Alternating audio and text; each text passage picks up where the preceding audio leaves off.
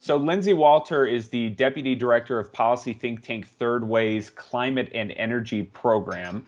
Lindsey, you're joining us today to talk about the Clean Electricity Payment Program, which is a point of contention within the reconciliation package, the $3.5 trillion reconciliation package being considered by Congress. And very frequently, we're hearing the CEPP interchangeably used with the Clean Energy Standard. Can you start with what is the CEPP and why is it different from a CES?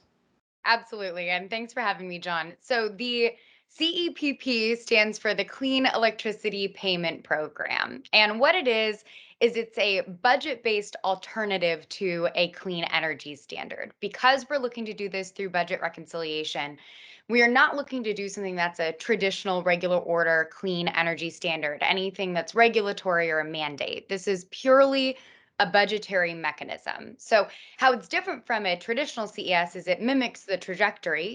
It requires increasing shares of clean electricity, but it is purely using payments and fees as the mechanism to ensure that we're building out clean energy at the rate we need to meet our climate goals. So, one way to think about it, the CEPP is an investment based policy that gives utilities payments if they meet targets to increase their shares of clean power.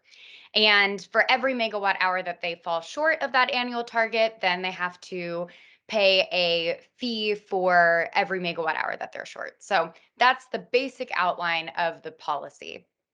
So we're incentivizing compliance versus mandating compliance is the mechanism to get it through on a simple majority through Congress instead of to beat a filibuster in the Senate, right? Yep, absolutely. So it's another way to think about it. It's a technology neutral investment for utilities to build out clean energy. So it includes not just renewables, but also technologies like nuclear or carbon capture are also eligible for the program. So the CEPP or the CES, if it was being misidentified within reconciliation, has been one of those pieces of the reconciliation package that progressives have been most excited about and climate advocates excited about when it comes to meeting our ambitious net zero goals of 2050. How is this looking policy wise and politics wise as it moves through Congress? I've seen some reports even as early as today, it's Monday, the 16th of August, that it may get even clipped from the package. Are we optimistic that this stays on, and why is it so important that it stays in the package? So it's funny because this often gets framed as a progressive ask, but moderates are actually really leading the charge and advocating for this policy. Senator Tina Smith has been the largest champion of the Clean Electricity Payment Program and has been working a lot behind the scenes to champion the policy. So there's a lot in here that I actually think moderate Democrats are a fan of as well, which obviously helps its chances politically and for good reason. If we're looking to get the power sector to 80% clean by 2030, which combined with tax credits, the CEPP would incentivize us to get to around 80 by 30. There's a lot of benefits for moderates and also for a lot of Republican and rural districts as well. So I think politically this does stand a really good chance. It's a smart policy.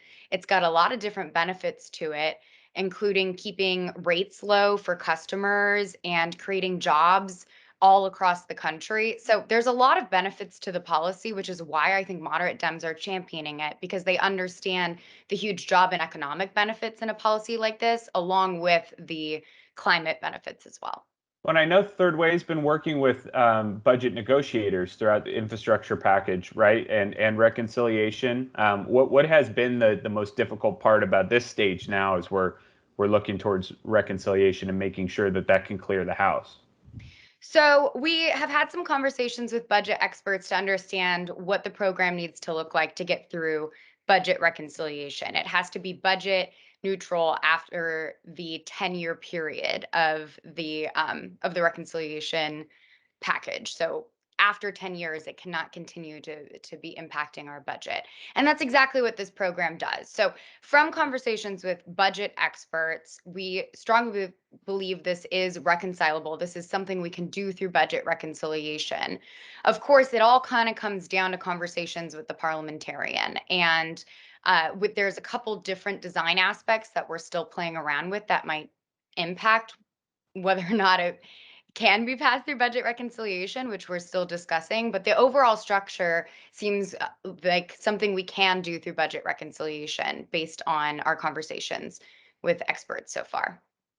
So are you still optimistic that this sticks around, or are the reports that the CEPP could be in jeopardy? Are those maybe a little premature?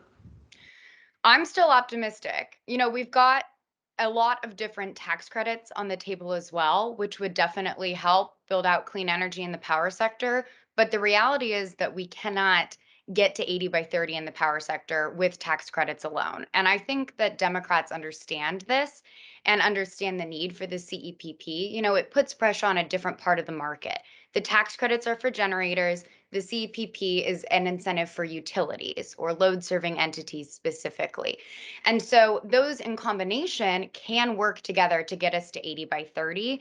This is a huge priority for the Biden Harris administration. So I do still think that it has a pretty good chance of getting in. And we want it to go. We're looking right now for it to go through ENR, the Energy and Natural Resources Committee.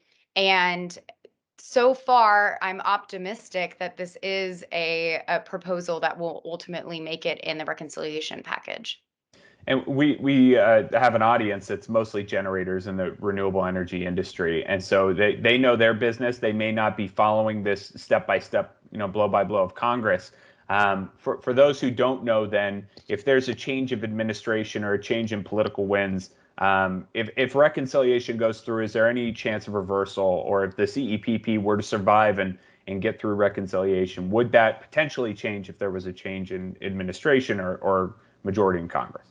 Yeah, look, this isn't a regulatory order. This isn't a mandate. So there's always the risk something done through budget reconciliation and future administrations can be reversed. However, I think once this program is in place, utilities will see the massive benefit in this program. And I think there's going to be continued political will to keep the proposal in place. We're paying people to build out clean energy and create jobs in their states. It's incredibly beneficial for utilities across the country to meet goals that many of them have already established. So, yes, there's always that risk in the future. I don't think it's a reason not to act now. We don't quite have the 60 votes to do a regular order CES, and we're talking about building out clean electricity at twice the rate we've ever achieved historically.